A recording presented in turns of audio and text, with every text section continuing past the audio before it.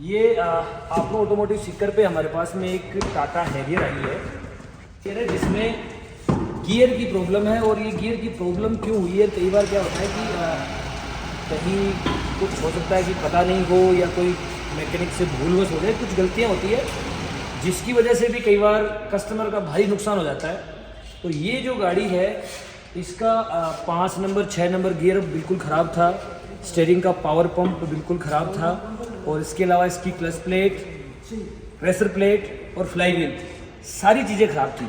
अब मैं यहाँ पर आपको सबसे पहले दिखाता हूँ। देखो जो क्लच प्लेट है ये क्लच प्लेट जो है ये ख़राब हो चुकी थी, तो ये अभी हमने रिप्लेस कर दी है। थोड़ा सा वीडियो बनाने में लेट हो गए तो ये रिप्लेस की हुई नई लग चुकी है।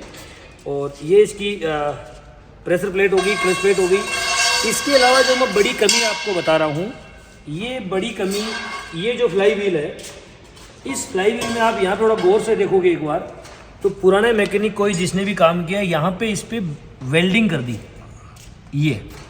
जबकि असल में क्या होता है कि फ्लाई व्हील में थोड़ा सा प्ले आता है, ऐसे ये दोनों पार्ट जो हैं वो अलग रहते हैं। ये बाहर का आउटर और ये जो इनर पार्ट है ये दोनों अलग रहते हैं, तो थोड़ा सा इसमें प्ले होता है। इस प्ले का जो काम होता है वो होता है कि ये जब हम गियर शिफ्ट करते हैं, जब हम क्लच प्रेस करते हैं, तो जो शॉक लगता है या जिसको अपन झटका कह सकते हैं, उसको ये एब्जॉर्ब करने का काम करता है, ताकि गियर पे गियर बॉक्स की जो गिरारी जिसको बोलते हैं उस पर इसका इफेक्ट नहीं आए, उसको ये एब्जॉर्ब करता है।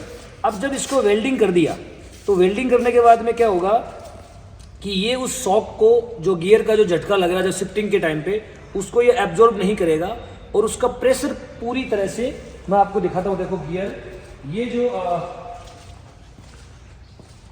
जो गियर की जो गिरारी जो है, इन पे इसका सीधा जो शॉक लगता है, सीधा झटका लगता है, उसकी वजह से ये काम करना बंद कर देती है।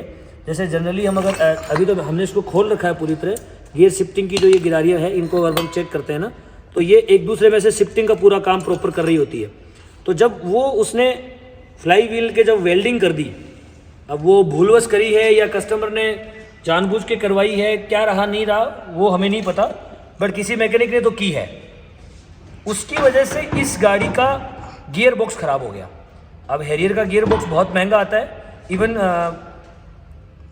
जो गाड़ी है जैसी क्वालिटी है उसके अकॉर्डिंग उनकी पार्ट्स की जो प्राइस होती है। तो ये जो गियर बॉक्स में इसमें 5 नंबर और 6 नंबर गियर में प्रॉब्लम हो गई, सिर्फ और सिर्फ इस वजह से कि उसके फ्लाई व्हील में वेल्डिंग कर दी, तो उसने एब्जॉर्ब करना बंद कर दिया। अब इसमें हमने गियर बॉक्स भी नया डाला है। इसके अलावा गाड़ी भी सारी पैक हो चुकी है, और साथ में इसमें एक पावर पंप में भी दिक्कत थी, तो हमने पावर पंप को भी रिपेयर करवाया है, सारा ठीक कर दिया। अभी गाड़ी एक बार हमने पावर पंप से पहले चलाकर देख लिया, ताकि हमारा जो फ्लाई व्हील है, क्लच सेट है, और इसके अलावा जो हमने इसका गियर बॉक्स चेंज किया है, तो उसके बाद में कैसा काम कर रही है। हालांकि हमने जब इसमें सबसे पहले गियर बॉक्स इंस्टॉल किया था, तो उस टाइम पे इसमें क्लच प्रेस करने के टाइम पे थोड़ी आवाज़ आ रही थी, बट वो बाद में इसकी जो प्रेशर प्लेट है, इसकी जो कुछ सेटिंग्स है वो करने के बाद में वो आवाज़ भी ठीक हो गई है। अब स्टीयरिंग का जो पावर पंप है वो हमने चेंज कर दिया है, और चेंज करने के बाद में इसको हम चलाकर और देखेंगे। बट होप सो कि मुझे पता है कि इसकी सारी चीज़ें, जो सारी प्रॉब्लम्स थी वो हमने ठीक कर दी है। ये प्ले वाली जो बात है, ये इसमें 2 रीज़न होते हैं। जैसे कई बार क्या होता है, जैसे ये जो फ्लाई व्हील है ना, इसमें तो प्ले अगले ने बिल्कुल छोड़ा ही नहीं है, वेल्ड करके इस प्ले को बंद कर दिया, तो ये भी गाड़ी नुकसानदायक है।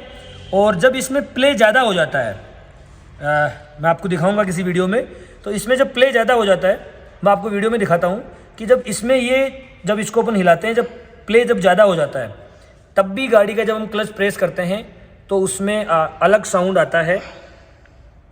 और जब इसमें प्ले बिल्कुल नहीं रहता है, तो वो भी गाड़ी के गियर बॉक्स के लिए हार्मफुल है। तो इसमें कंपनी की तरफ से जब नया ये फ्लाई व्हील आता है, तो इसमें थोड़ा सा प्ले होता है। वो प्ले का जो मेन रोल है, वो हमारे गियर पे शिफ्टिंग के टाइम पे जो शॉक लगता है, जो झटका लगता है, उसको एब्जॉर्ब करने का काम होता है, ताकि उसकी वजह से गाड़ी के गियर बॉक्स पे कोई इम्पेक्ट नहीं आए, उसका कोई नुकसान नहीं हो।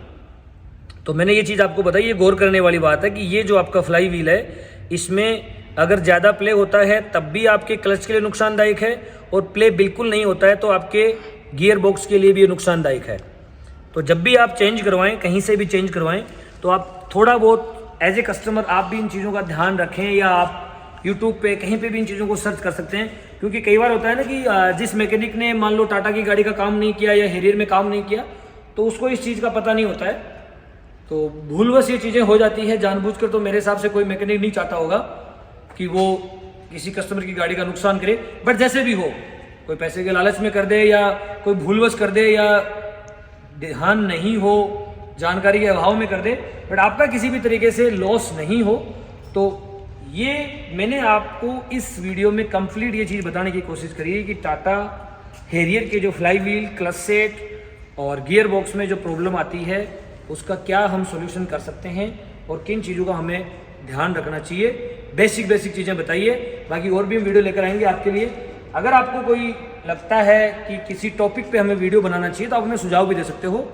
आपनू ऑटोमोटिव सीकर।